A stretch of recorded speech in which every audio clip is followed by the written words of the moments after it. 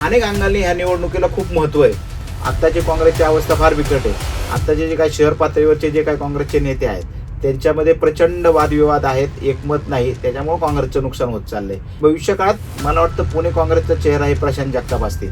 अनेक नेते युगो आहेत, म्हणजे दिसतं. आता हा आपण कोणाशी पर्सनली बोलत नाही, कोणाविषयी व्यक्तिशय बोलत नाही, पण त्यांच्या वादावधीत पुणे शहर काँग्रेसचं पण नुकसान झालंय. पुणे शहर राष्ट्रवादी काँग्रेसचं अध्यक्षपद प्रशांत जगतापांना देण्यात अजित पवारांचाच वाटा होता. असं असतानाही प्रशांत जगताप अजित पवारांबरोबर का गेले नाही? नमस्कार, मी राहुल शेळके. पुढारी डिजिटलमध्ये तुम्हा सर्वांचं स्वागत आहे. रवींद्र चव्हाण आणि अजित पवार यांच्यामध्ये शाब्दिक चकमकींमुळे पुणे महानगरपालिकेची निवडणूक सध्या जोरदार चर्चेत आहे. यंदा 1, 2, 3 नव्हे तर पुणे महानगरपालिकेमध्ये चौरंगी लढत होत आहे. गेल्या 75 वर्षांच्या इतिहासात अशी लढत झालेली नाही.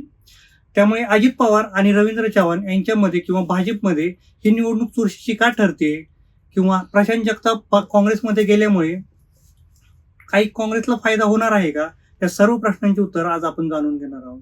नमस्कार, आज आपल्यासोबत आहेत पांडुरंग सांडभोर सर, पुढारी न्यूजचे प्रतिनिधी आहेत ते राजकीय.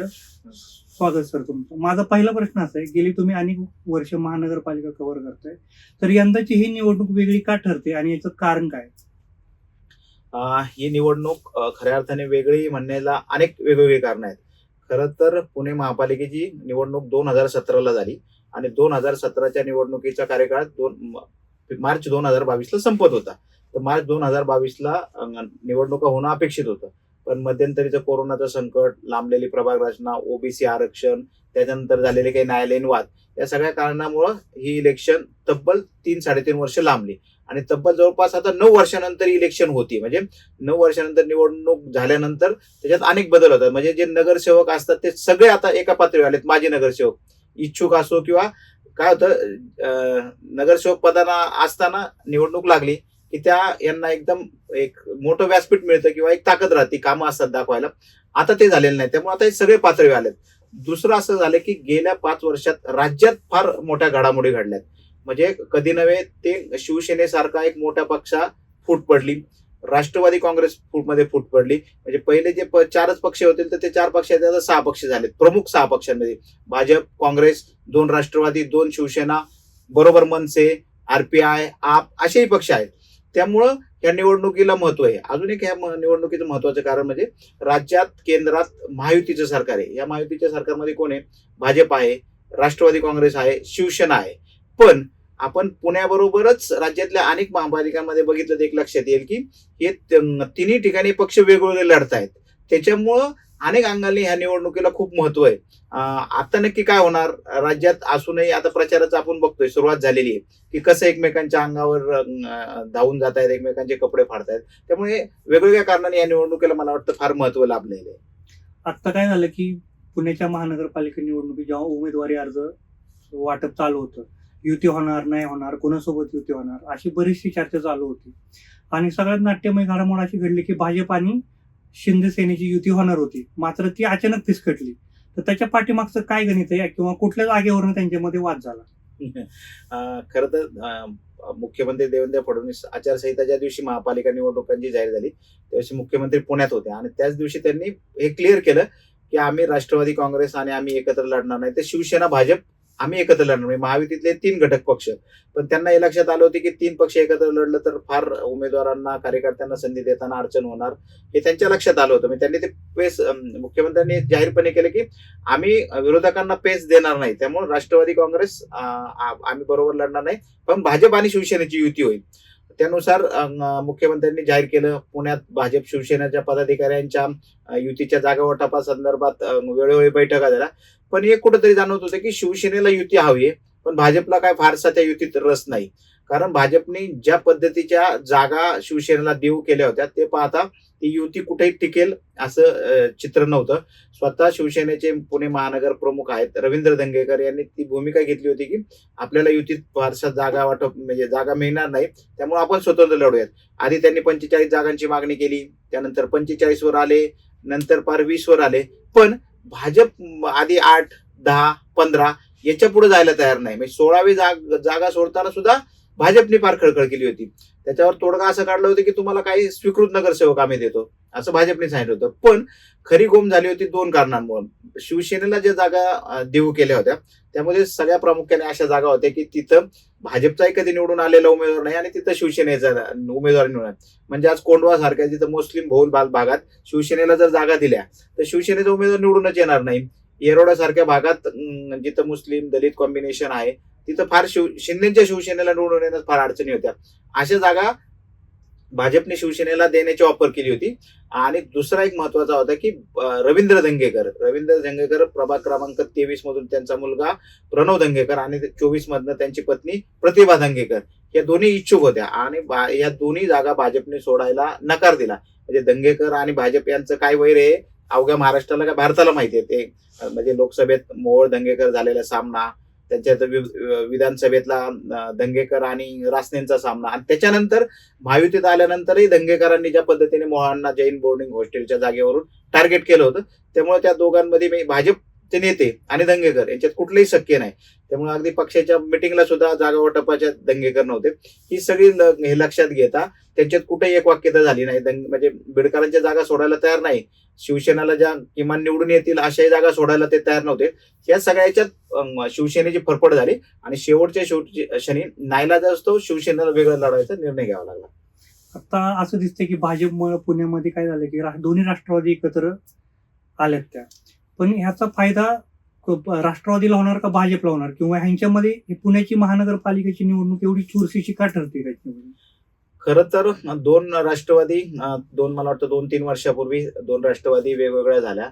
लोकसभेला ते वेगळे लढले, विधानसभेला ते लढले. आता ह्या स्थानिक स्वराज्य संस्थांच्या निवडणुका ह्या राष्ट्रवादी काँग्रेसचा जो काय वोटर बँक आहे ती एकच आहे. म्हणजे त्यांना मानणारा वर्ग एकच आहे. आता जर ह्या दोन्हींच्या मतांची विभागणी झाली तर निश्चितपणे त्याचा फायदा भाजपला होणार होता. कारण मतांची विभागणी होऊन भाजपचा जो काय हक्काची वोट बँक होती त्याच्यात त्यांच्या अनेक प्रभागांमध्ये नगरसेवक निवडून येणार होते. पण ही जी काही मतांची विभागणी टाळण्यासाठी अजित पवारांच्या हे लक्षात आलं होतं की आपण जर स्वतंत्र दोन्ही काँग्रेसला राहिलं तर एकमेकांचे उमेदवार पाडू आणि तिसऱ्याचा फायदा होईल. दोघांच्या भांडणात तिसऱ्याचा फायदा नको या हिशोबाने त्यांनी मला वाटतं फार आधीपासूनच आधी काय निवडणुकीच्या तोंडावरच एकत्र आलेत आणि लगेच त्यांनी ठरवलं असं नाही.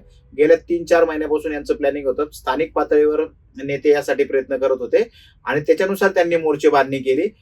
पुण्यात आणि पिंपरी चिंचवडमध्ये शरद पवारांनी थोडंसं एक पाऊल मागे घेऊन राष्ट्रवादी काँग्रेस अजित पवारांनी जास्त जागा दिल्या आणि मला वाटतं ही नॅचरली अलायन्स जी म्हणतो आपण ती झाली आणि याचा फायदा आता राष्ट्रवादीलाच होणार आहे. एक लक्षात येते आता की या निवडणुकीत अनेक चांगले उमेदवार या दोन्ही पक्षांकडे होते आणि त्याचा फायदा या प्रभागांमध्ये आता दिसतोय. पण असं झालं की म्हणजे उमेदवार जाहीर व्हायच्या अगोदरच भाजपने बरेच लोक फोडले. म्हणजे जे विरोधी पक्ष होते त्यांचे जे चांगले उमेदवार आहेत ते सगळे फोडून त्यांनी पक्ष प्रवेश घेतले. तर ह्याच्यामध्ये ही भाजपसाठी ही निवडणूक एवढी प्रतिष्ठेची का होती, किंवा त्यांना पुण्यात का महत्वाचं आहे भाजपसाठी? भाजपसाठी प्रत्येक निवडणूक तेवढीच प्रतिष्ठेची असते. हे भाजपचे वैशिष्ट्य आहे की भाजप कायम इलेक्शन मोडमध्ये असतात. अनेक पक्षाचं बघतो आपण निवडणुका आले की ते तयारी करतात. भाजपचं मात्र वेगळं आहे. ते कायम निवडणुकीच्या तयारीत असतात. त्यांच्या पक्षाच्या बैठका, त्यांचं संघटन, त्यांचं जे कार्य चालतं ना त्याचं कौतुक केलं पाहिजे. म्हणजे भाजपचं संघटन हे सगळ्यात मजबूत संघटन याच कारणामुळे. बाकी पक्षाच्या निवडणुकीपुरते जागे होतात, नंतर निवडून आले की कार्यकर्त्यांना राम राम हे असतं. भाजपसाठी निवडणूक म्हणून ही इतकी महत्वाची आहे याची कारण वेगळी आहे. म्हणजे निवडणूक प्रत्येक महत्वाची असते, स्थानिक स्वराज्य संस्था असो, विधानसभा असो, लोकसभा. पण आता ही फार विशेष किंवा फार महत्वाची का, तर एकतर मुंबईनंतर राज्यातलं पुणे हे दुसऱ्या क्रमांकाचं महत्वाचं शहर आहे. मुंबईचं 40-50 हजार कोटींचं बजेट असेल तर पुण्याचं आज 10,000 पेक्षा अधिक कोटींचं बजेट आहे. पुण्याचं एक वेगळं भौगोलिक स्थान आहे देशाच्या याच्यात. शैक्षणिक शहर असेल, सांस्कृतिक शहर अशी या पुण्याची ओळख आहे आणि सर्वात महत्वाचं एक मोठं शहर आहे. म्हणजे मेट्रो सिटी जे देशातल्या काही गणल्या जातात त्याच्यात पुणे आहेत. आता जर ही मेट्रो सिटी हातात गेलं तर भाजपसाठी फार नाचिक्कीची गोष्ट होऊ शकते. कारण या महापालिकेत 2017ला भाजपने एक हाती सत्ता मिळवली होती. त्याच्यानंतर या शहरात आज विधानसभा आणि लोकसभा निवडणुकीनंतर भाजपने प्रचंड ताकद पुरवली. केंद्रीय राज्यमंत्री मुरलीधर मोहोळ यांच्या रूपाने भाजपने इथं संधी दिली. चंद्रकांत पाटील कॅबिनेटमध्ये आज मंत्री आहेत. माधुरीताई मिसाळ ज्या राज्याच्या याच्यात राज्यमंत्री आहेत. मेधा कुलकर्णी ज्या राज्यसभा खासदार आहेत. योगेश टिळेकर जे विधान परिषदेचे आमदार आहेत. आणि याशिवाय शहरातले जे 8 मतदारसंघ आहे त्याच्यात 6 ठिकाणी भाजपचेच आमदार आहे. असे जर एवढी मोठी तुमच्याकडे यंत्रणा आहे आणि अशा पद्धतीत जर तुम्हाला इथं काही दगाफटका झाला तर मला वाटतं याचा मेसेज केवळ पुण्यातच नाही तर राज्याच्या पातळीवर आणि देशाच्या पातळीवर जातो की पुण्यासारख्या महत्वाच्या शहरात जर भाजपला मतदारांनी नाकारलं तर भाजपसाठी ती मोठी नामुष्कीची गोष्ट आहे. त्यामुळे मला वाटतं भाजपसाठी ही निवडणूक फार महत्वाची आहे. असं झालं की दोन राष्ट्रवादी एकत्र येणार होते, त्याच्यामुळे दोन्ही गटांमध्ये असं झालं होतं की म्हणजे प्रत्येकाची आता वेगवेगळी ताकद तयार झाली होती काही काळामध्ये. त्याच्यामध्ये असं झालं की आता दोन्ही राष्ट्रवादी एकत्र येणार, तर बरेच कार्यकर्ते नाराज झाले, अस्वस्थ झाले की आपलं तिकीट कापलं जाणार. ह्याच्यामध्येच काय केलं की प्रशांत जगतापांनी अचानक काँग्रेसमध्ये एंट्री केली. तर त्याचा काय परिणाम फटका बसू शकतो राष्ट्रवादी काँग्रेसला, किंवा आणि त्याचा फायदा काय होऊ शकतो काँग्रेसला? मला वाटतं आपण पहिलं प्रशांत जगताप का गेले ही भूमिका स्पष्ट करणं आवश्यक आहे. प्रशांत जगताप ज्यावेळेस दोन्ही राष्ट्रवादी काँग्रेसमध्ये फूट पडली होती तर प्रशांत जगतापांचे संबंध अजित पवारांबरोबर तेवढेच प्रेमाचे होते, तेवढे शरद पवारांसमवेत पण होते. म्हणजे अजित पवार पुण्याचे महापौर बनवण्यात अजित पवारांचा फार महत्वाचा वाटा होता. पुणे शहर राष्ट्रवादी काँग्रेसचं अध्यक्षपद प्रशांत जगतापांना देण्यात अजित पवारांचाच वाटा होता.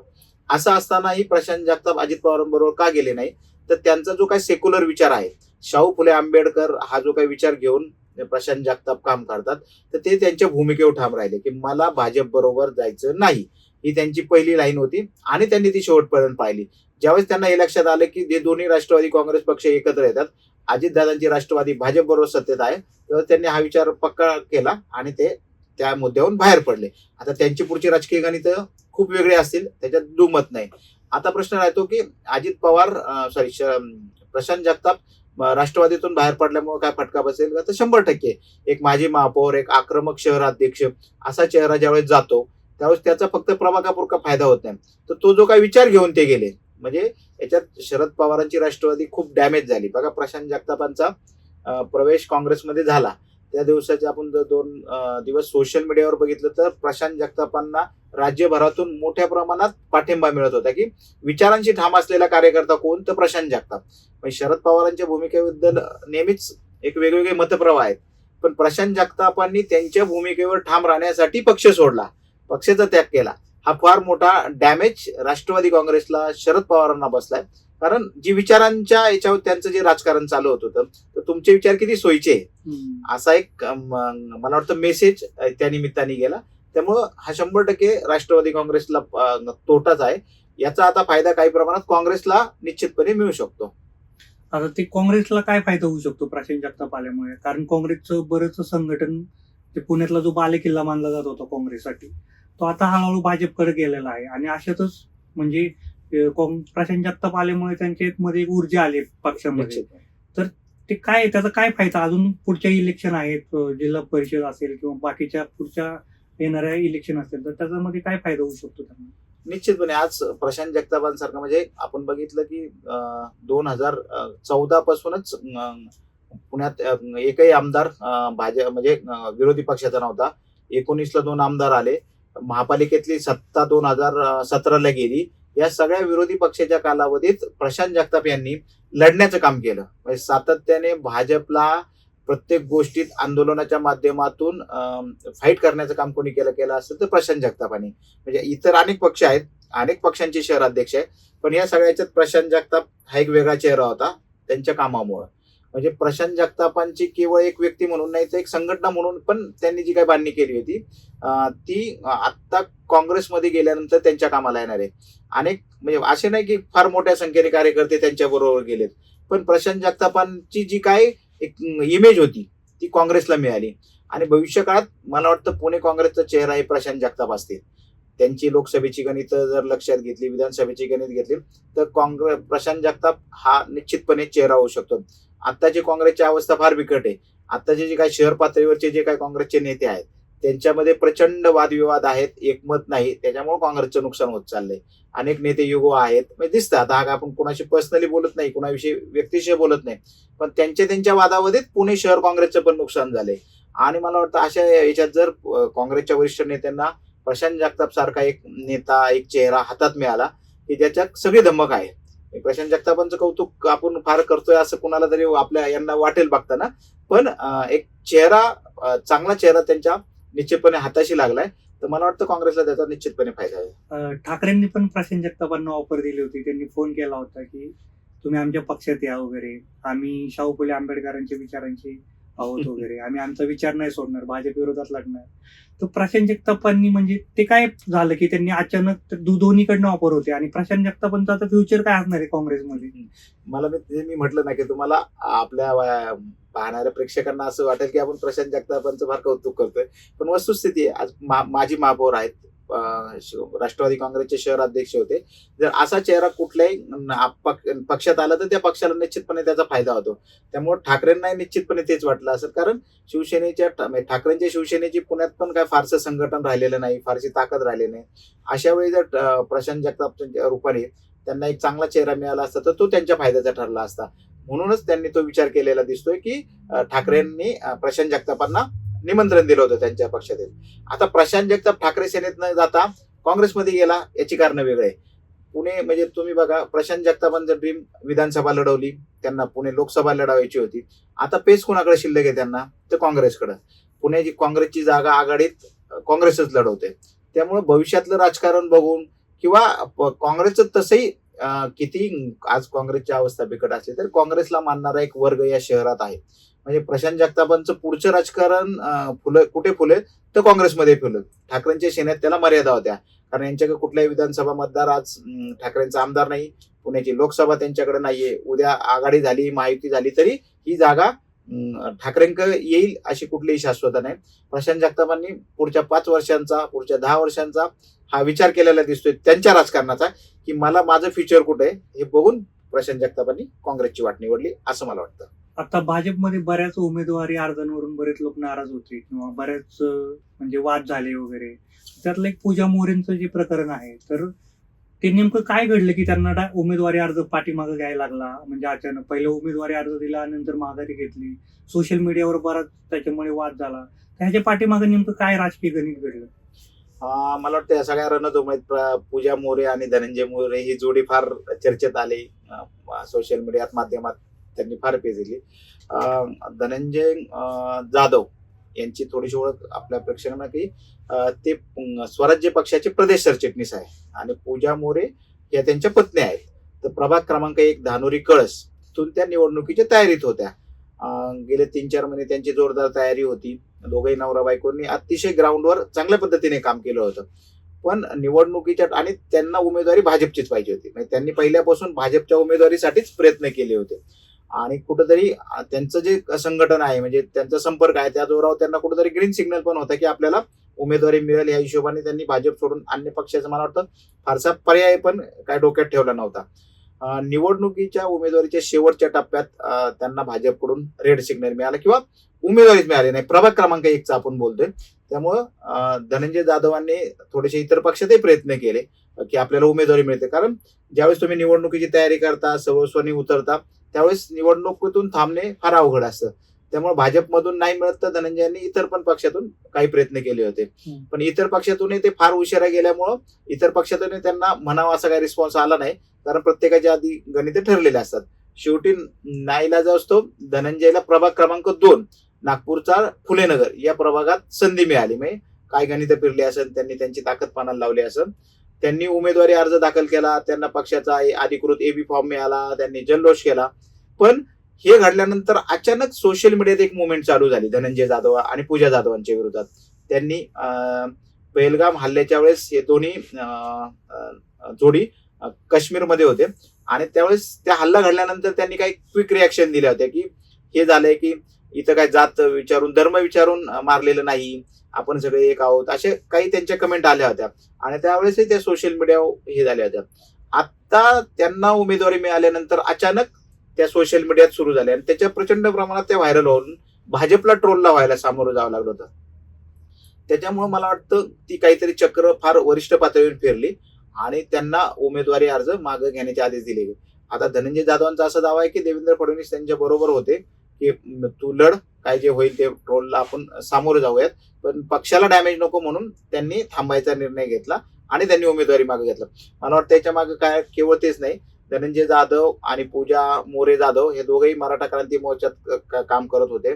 त्यावेळेसही दोघे चांगले वक्तृत्व आहे दोघांचं, भाषणं चांगली आहेत. धनंजयनी वेळोवेळी चांगली आंदोलनं केलेली आहे, महायुतीच्या नेत्यांच्या विरोधात केलेली आहे. आता मला वाटतं गेल्या वर्षी अरबी समुद्रातील शिवाजी महाराजांच्या स्मारकावरूनही धनंजयने मुंबईत आंदोलन केलं होतं की पंतप्रधान नरेंद्र मोदींनी ज्या स्मारकाचं भूमिपूजन केलं ते स्मारकच झालं नाही आणि ते शोधायला ते गेले होते. कुठंतरी भाजपच्या विरोधात लाईन होतं. मला वाटतं भाजपमधले सुद्धा एक वर्ग, एक लॉबी त्यांच्या विरोधात होता. धनंजय पक्षात आला तर तो फार मोठा होईल अशी तिथल्या काही स्थानिक पातळीवरच्या नेत्यांना पण भीती होती. त्यामुळे धनंजयचे वेगवेगळ्या अँगलनी स्पर्धक झाले, शत्रू झाले होते आणि त्याच्यातूनच धनंजयचा पत्ता कापला गेला, पूजा मोरेंचा पत्ता कापला गेला असं मला वाटतं. आता आपण काय करूया, थोडं पुणे महानगरपालिकेच्या म्हणजे निवडणूक प्रक्रियेकडे येऊया. कारण बऱ्याच लोकांना आता ही वर्षांनी निवडणूक होते आणि बऱ्यापैकी काही गोष्टी माहित नाहीयेत. तर आता हे बहुसदस्यीय पद्धतीने निवडणूक होणार आहे, पण नेमकी कशी होणार आहे आणि बऱ्याच लोकांना कन्फ्युजन आहे की आम्हाला एकाच वेळी 4 बटणं दाबायची का किंवा किती बटणं दाबायची ते माहित नाहीये. खरं आपली पुणे महापालिकेची, मुंबई वगळता मला वाटतं राज्यातल्या उर्वरित 28 महापालिकांमध्ये बहुपद्धती म्हणजे 4 सदस्यीय प्रभाग पद्धती आहे. 2017च्या आधी ती 2 सदस्य होते, त्याच्या आधी कधीतरी एक सिंगल वॉर्डची पद्धत होती. भाजपचं सरकार राज्यात आल्यानंतर त्यांनी 4 सदस्यीय प्रभाग पद्धतीचा निर्णय घेतला, जेणेकरून ही निवडणूक व्यक्तीवर न होता पक्षावर व्हावी. म्हणजे काय होतं, ज्यावेळेस 4चा प्रभाग होतो त्यावेळेस मोठ्या संख्येने मतदारांची संख्या होती. म्हणजे आज पुण्यासारख्या शहरात प्रत्येक प्रभागाची लोकसंख्या 80 ते 1 लाखापर्यंत आहे. त्यामुळं तिथं व्यक्तीला किंमत राहत नाही, तिथं पक्षाला किंमत राहते. कारण व्यक्तीची एका भागापुरती मर्यादित असते आणि सर्वंकष पक्ष असतो. त्यामुळं भाजपला फायदा होण्यासाठी तो निर्णय घेतला.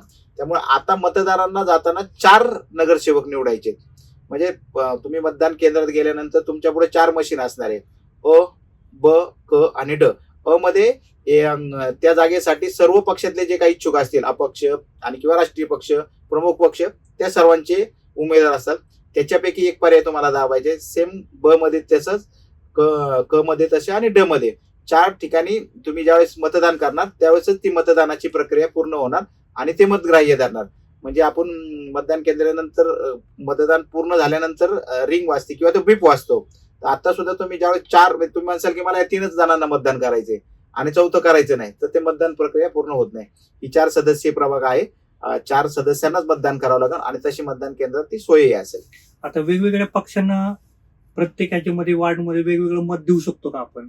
हो, निश्चितपणे. म्हणजे 4 मतदार आहेत. म्हणजे 2017ला सुद्धा अनेक प्रभागांमध्ये 1 भाजपचा, 1 शिवसेनेचा, 2 राष्ट्रवादीचा किंवा 3 भाजपचे, 1 राष्ट्रवादीचा, हे जे असे निवडून आले होते त्याची कारण हेच असतात.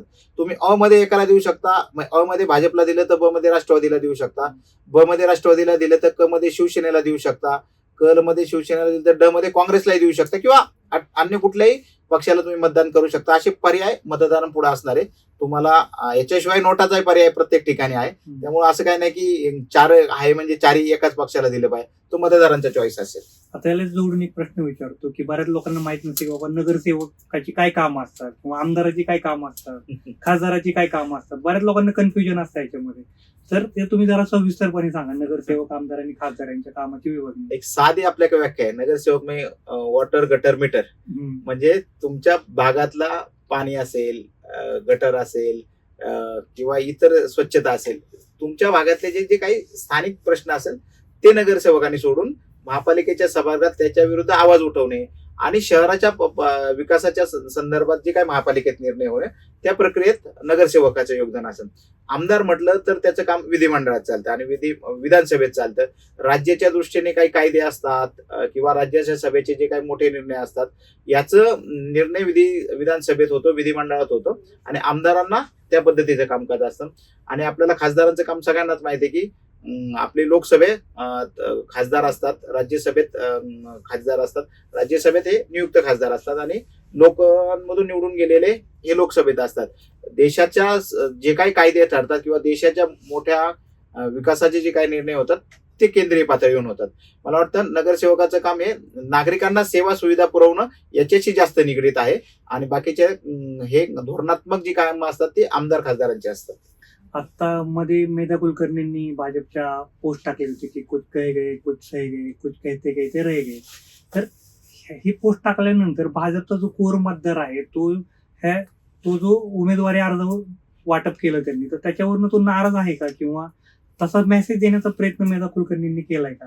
100% याचं उत्तर येस म्हणावं लागेल. कारण आता निवडणुकीचे म्हणजे हे बघा, यावेळेस पहिल्यांदा भाजप काय कुठल्याच पक्षाने उमेदवारी यादी जाहीर केली नाही. याची कारण होते की ही नाराजी रोखणे. एकतर काय झालं, 2017ला भाजप म्हणजे 2014 नंतर भाजपला जे काही यश मिळत गेले, तर भाजपकडे प्रचंड इच्छुकांची संख्या होती. म्हणजे पुण्यासारख्या शहरात 165 जागांसाठी 3,000 अर्ज त्या पक्षाकडे आले होते इच्छुकांची. 2,000 पेक्षा अधिक लोकांनी मुलाखती दिल्या होत्या. आता तर तुम्हाला 165 उमेदवार निवडायचे असेल तर लक्षात घ्या किती लोकांवर अन्याय होणार आहे, तुम्हाला किती लोकांना नाराज करावं लागणार आहे.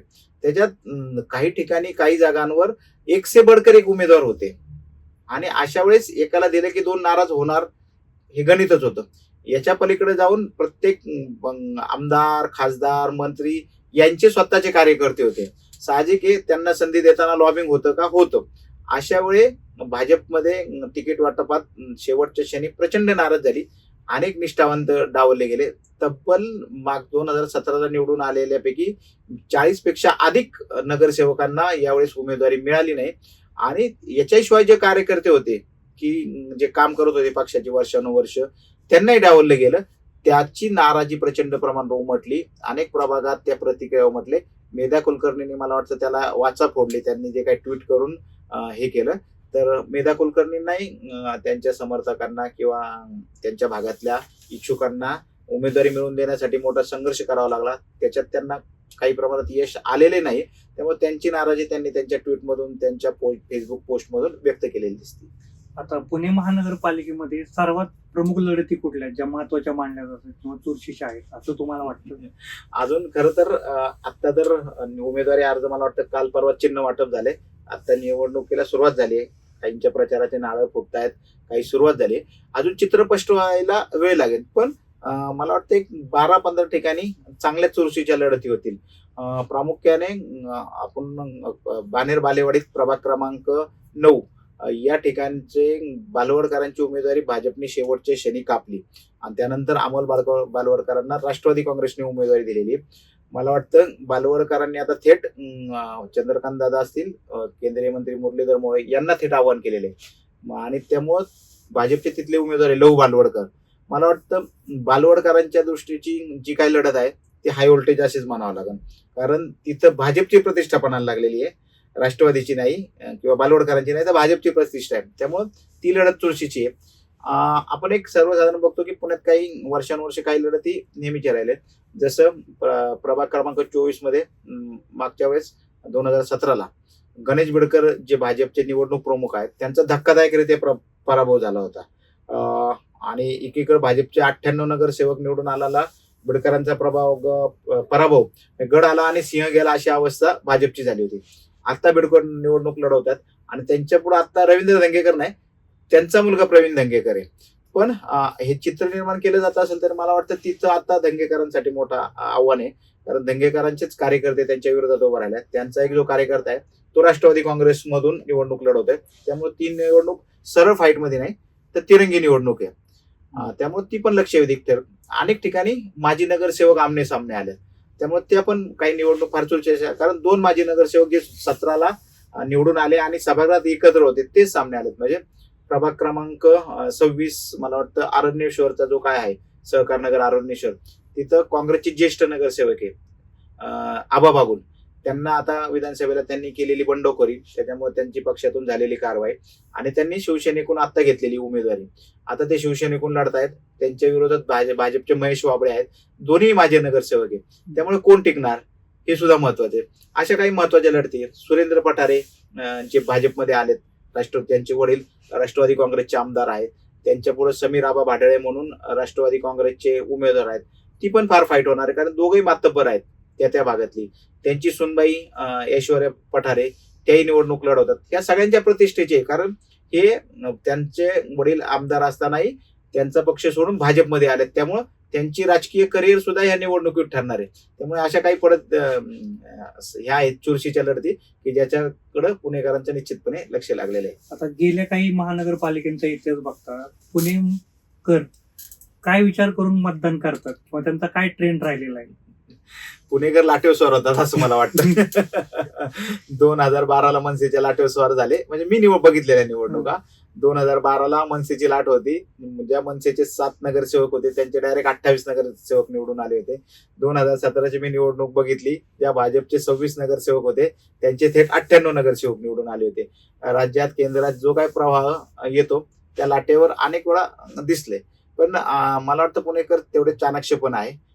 ज्या मनसेला त्यांनी 28 वर नेलं होतं त्यांनी परत 2 वर आणलं मनसेची कामगिरी बघून.